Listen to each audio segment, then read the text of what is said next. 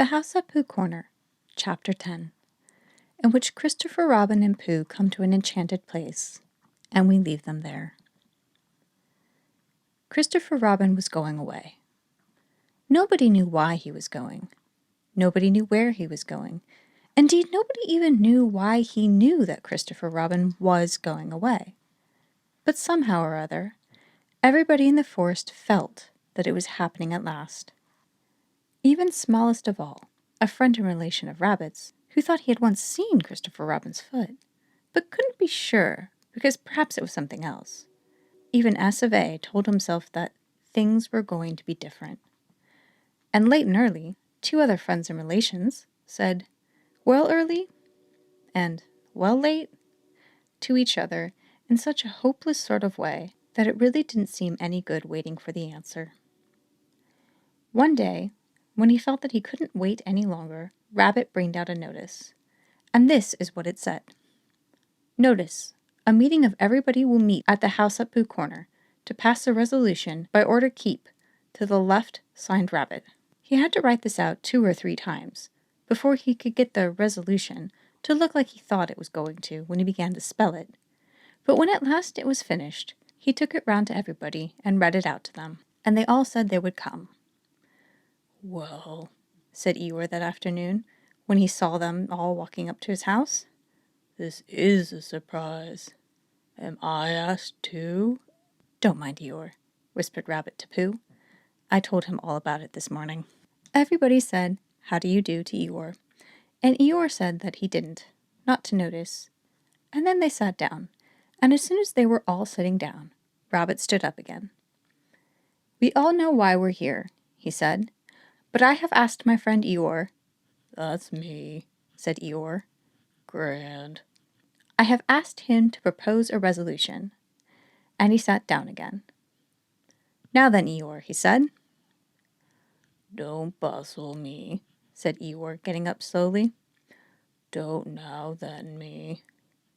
He took a piece of paper from behind his ear and unfolded it. "Nobody knows anything about this," he went on.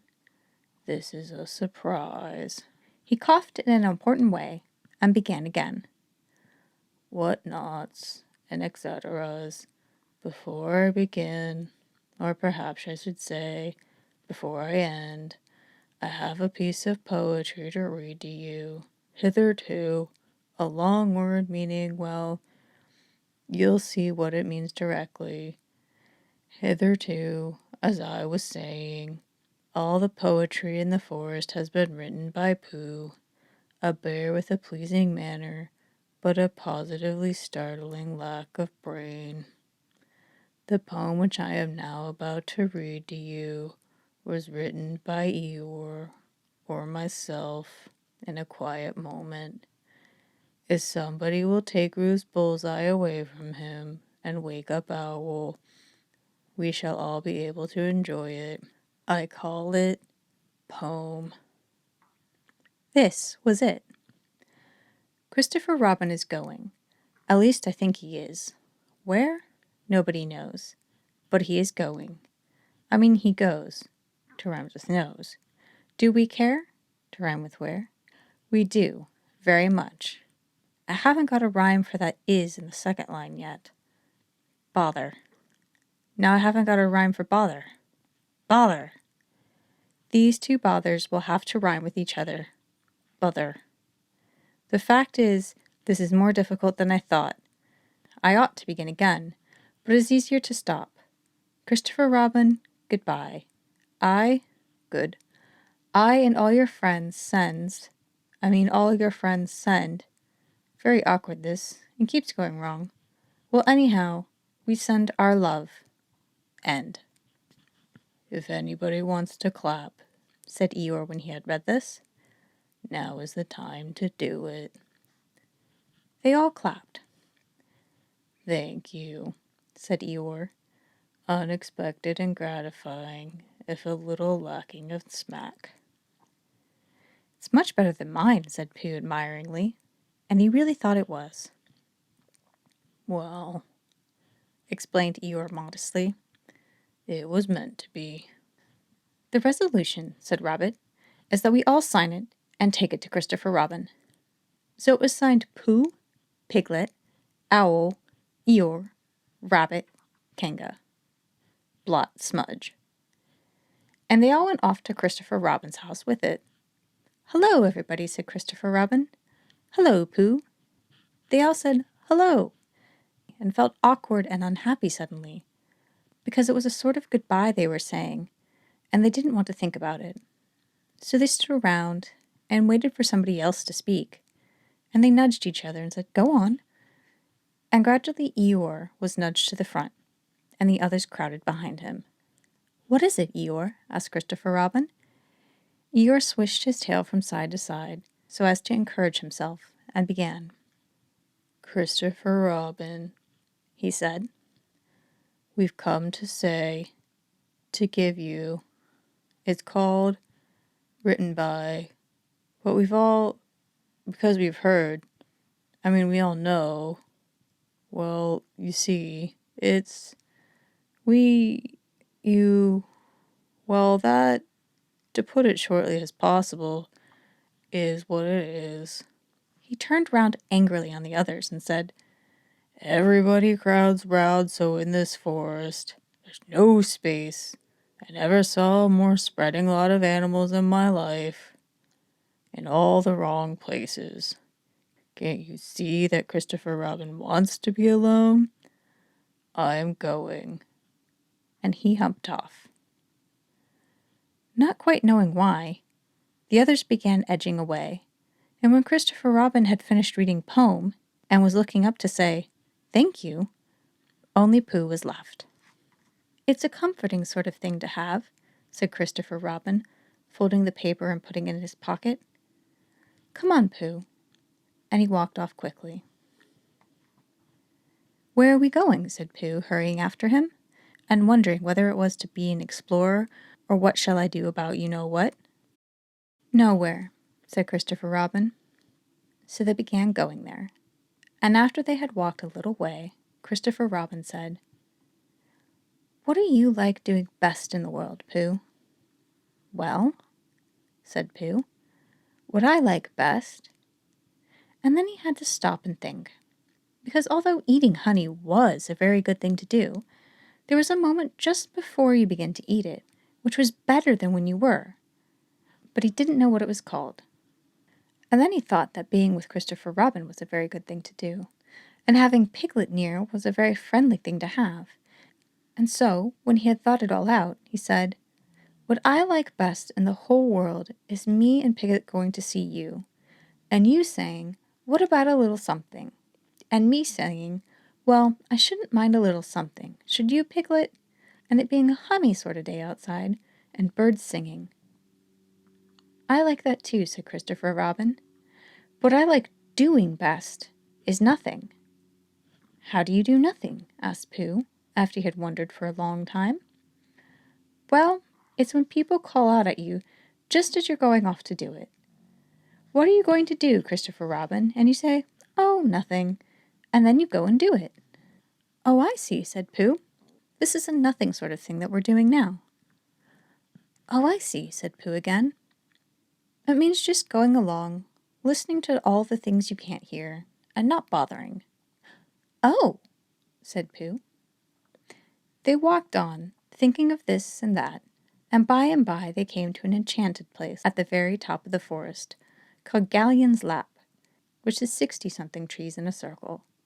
And Christopher Robin knew that it was enchanted, because nobody had ever been able to count whether it was 63 or 64, not even when he had tied a piece of string around each tree after he had counted it. Being enchanted, its floor was not like the floor of the forest, of gorse and bracken and heather, but close-set grass, quiet and smooth and green. It was the only place in the forest where you could sit down carelessly, without getting up again almost at once and looking for somewhere else. Sitting there, they could see the whole world spread out until it reached the sky, and whatever there was the world over was with them in Galleon's lap. Suddenly, Christopher Robin began to tell Pooh about some of the things. People called kings and queens, and something called factors, and a place called Europe. and an island in the middle of the sea where no ships came, and how to make a suction pump, if you want to, and when knights were knighted, and what comes from Brazil. And Pooh, his back against one of the 60-something trees, and his paws folded in front of him, said, "Oh," and "I didn't know," and thought how wonderful it would be to have a real brain which could tell you things. And by, Christopher Robin came to an end of the things, and was silent. And he sat there looking out of the world, and wishing it wouldn't stop. But Pooh was thinking too, and he said suddenly to Christopher Robin, "Is it a very grand thing to be an afternoon, what you said?" "A what?" said Christopher Robin lazily, as he listened to something else. "On a horse," explained Pooh. "A knight?" "Oh, was that it?" said Pooh. "I thought it was a... Is it grand as a king and factors and all the other things you said?"